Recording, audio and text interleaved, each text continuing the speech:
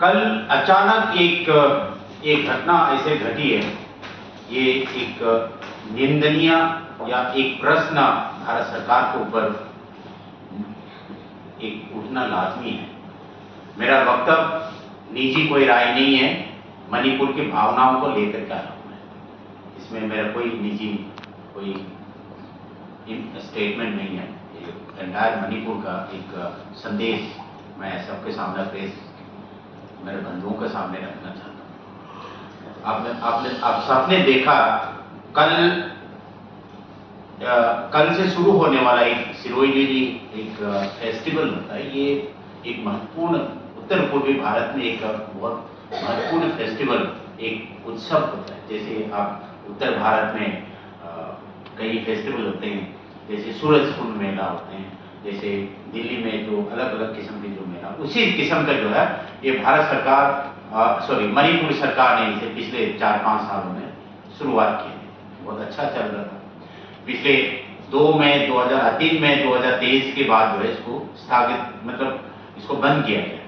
तो जैसे जैसे नॉर्मलसी की तरफ जब हम स्टेट गुजरते आए या समय बीतते गए, तो इस साल को जो है इसको एक शुरुआत यानी कि एक शांति के पथ पर शुरुआत करते हुए इस फेस्टिवल को इस बार शुरू किया था।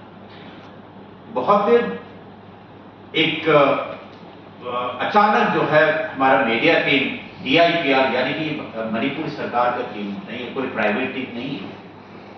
ये जब उस इवेंट को, उस फेस्टिवल, उस उत्सव को कवर करने के लिए जा रहे थे, तो अचानक जो है 2nd महा रेजिमेंट इंडियन आर्मी का लोग रास्ते में रोक करके मणिपुर स्टेट ट्रांसपोर्ट का जो 3 अक्षर में से जो सबसे पहले के जो मणिपुर जो नोमेनक्लेचर जो है, इसको हटाओ और इसको नहीं हटाएंगे तो आप आगे नहीं बढ़ सकता।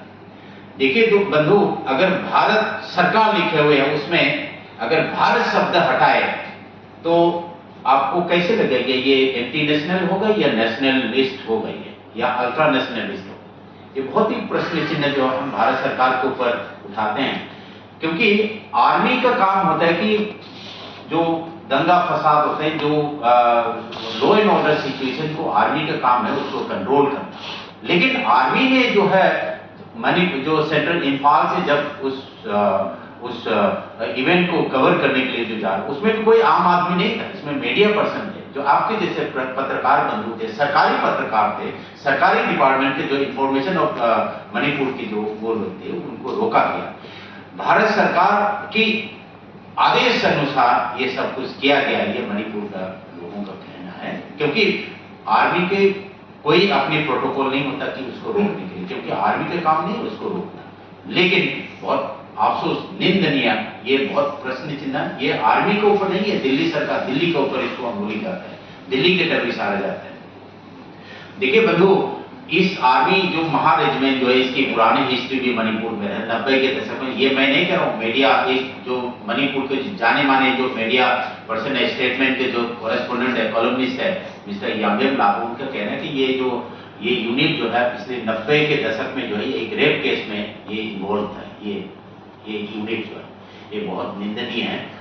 आपने देखा होगा कि मनमोहन सिंह जी के समय पर जो है arm forces special power act को निकालने के लिए एक हमारा इरोम शर्मिला जी जो 14 साल जो है अपनी जो फास्टिंग करके अपनी जो भूख हड़ताल के बाद जो है उस arm forces special power act को इतनी मुश्किल से निकाला था।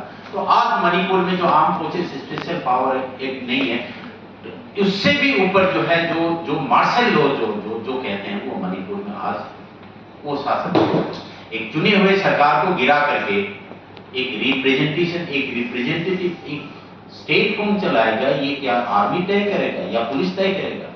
ये बिल्कुल निंदनीय। 32 लाख लोगों के मणिपुर की पॉपुलेशन को ये बेइज्जती है। 32 लाख कंप्लीट एंटायर मणिपुर का जो है एक कोई निजी या कोई किसी कम्युनिटी का बात नहीं है, ये एंटायर पॉपुलेशन का एक बेइज्जती है। एक आर्टिकल 356 चला करके सरकार क्या कहना चाहता है? चुनी हुए सरकार को गिराना, सरकार खरीद फरोख्त करना, ये काम रह गया सरकार का। ये जो बहुत निंदनीय है। अब ये देखिए मणिपुर के लोग कितनी जो है देश के लिए अब कुर्बानी दे चुका है।